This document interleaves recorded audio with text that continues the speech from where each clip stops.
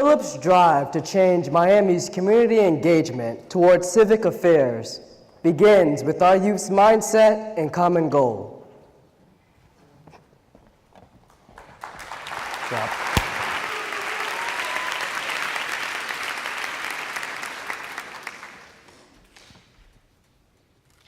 I'm going to share something with you, but just a heads up, it may be a little embarrassing.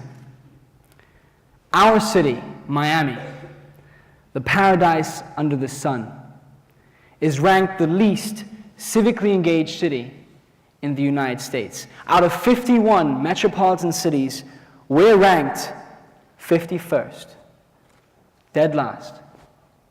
As a student, and I'd say a fairly engaged citizen, this statistic pulls a hardcore. What are we doing differently from cities like Minneapolis that rank amongst the top? And more importantly, what can we do to create change? Well, I challenged myself to figure this out and to come up with a solution. But before I jump into that solution, let's talk about the problem. Let's talk about civic engagement. What do these two words even mean? Civic is anything related to a city or a municipality. And engagement is the process or the action through which one is engaged. So to put it into very simple terms, it means being a participant in the ongoing activities of a city or a local community. This can range from volunteering in a local organization to inviting your friends for dinner.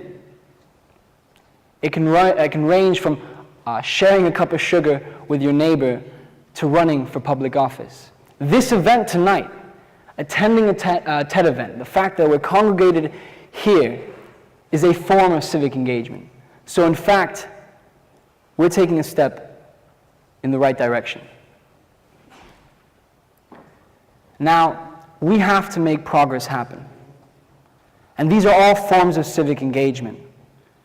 They play an important role in our society, and in many cases, can serve as predictors to the economic success of a city or even individuals' health and well-being. And that's the reason I'm so passionate about this.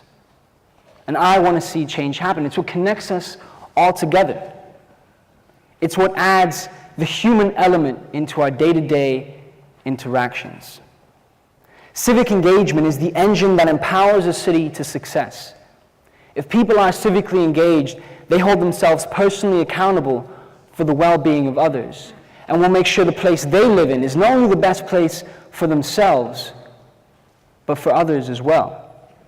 They become what Ashoka likes to call them, true change makers. But the reality is, we're not doing that. We're not generating that type of culture, a culture that fosters a spirit of optimism that we can change our futures together. So what can we do?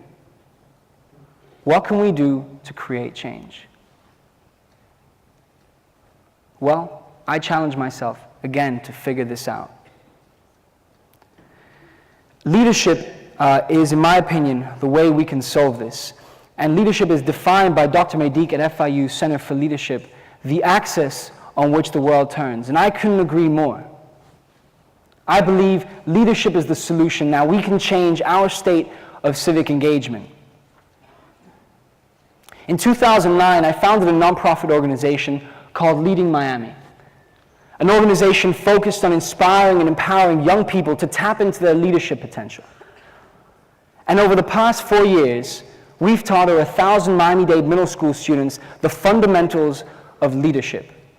This includes team management, self-realization, intercommunication skills, and social responsibility. And we've proven time and time again that leadership really is the axis on which the world turns. So what can we do at this point? Well, I figured that by teaching leadership, we can create change within a broad spectrum of all sides. Leadership really is what I believe can change the world. Embedded in our curriculum, at the forefront, we have embedded an attribute that I believe has the potential to change the world: empathy. Empathy is the stuff of wonders. It's what drives us. It's an emotion. It's a feeling. It's what gives us and drives our passion day to day. So we realize that by teaching empathy, we can change not only that feeling, but overall our impact on society. Let's take a moment to look at our history's most impactful civically engaged leaders. Nelson Mandela, Mahatma Gandhi, Mother Teresa. They all had empathy deeply embedded in their purpose. They were able to place themselves in the shoes of another and look through their eyes. Tonight, we're going to be able to see that before our very own eyes. All the speakers, my fellow speakers, have that element of empathy inside of them, in the core of their purpose. They were able to turn a vision, a simple vision, a call for action, that feeling about something, and turn it into a reality. And that's exactly what we're doing at Leading Miami. I wish I could replicate all the speakers that we have, because we're doing that every day, attempting to bring out our students' level of empathy and teach them the skills that will drive that empathy and make real impact. At Leading Miami, we've combined our curriculum to include that empathy, to include the skills, and to create real impact. And what inspires me about what I see every day is that our students do not see the world for how it is, but for how it should be. At one of the schools I'm currently working at, Howard Doolin, our students have identified a problem in our community, littering. They said that littering, out of a few things that they discussed in class, they saw littering as the most urgent need in their community, especially on our beaches. And so, with the skills that they'd learned over the past weeks, they used that empathy, that call for action, and the skills that they'd learned over time and implemented real change. And I see this from school to school, day to day, and it's what keeps me driving. So, we're at a point in which we need to improve our level of civic engagement. We have the solution at our hands. We need to drive forward with it. But although we may be lost, let's see this optimistically. Let's see this as our call to action. And all it takes is for us to drive behind it.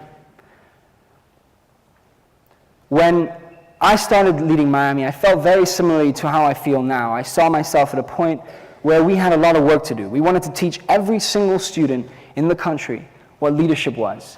And it's a daunting task. It seems very difficult. And when we were at a school, we were telling our first class of participants our goal, our vision, to teach every single student what leadership was. And at the end of class, a little girl came to me. She tapped me on the shoulder and she said, "Mr. Phillip, how do you think you can teach an entire country by only teaching a class?" And at the time, I didn't really have a good response. But as time progressed, I realized that in order to make any change or to make anything happen, you just have to start somewhere. I look to my dad, wherever he may be, and he always tells me, if you want to make it to the top of the mountain, you have to start somewhere, and you must take that first step. We must take that first step together, Miami. Let's show that this young, paradise under the sun, ambitious as could be, can change the civic engagement or the scene of civic engagement throughout our country. All we need to do is take that first step. So I say this boldly. Minneapolis, we're coming for you. Thank you very much.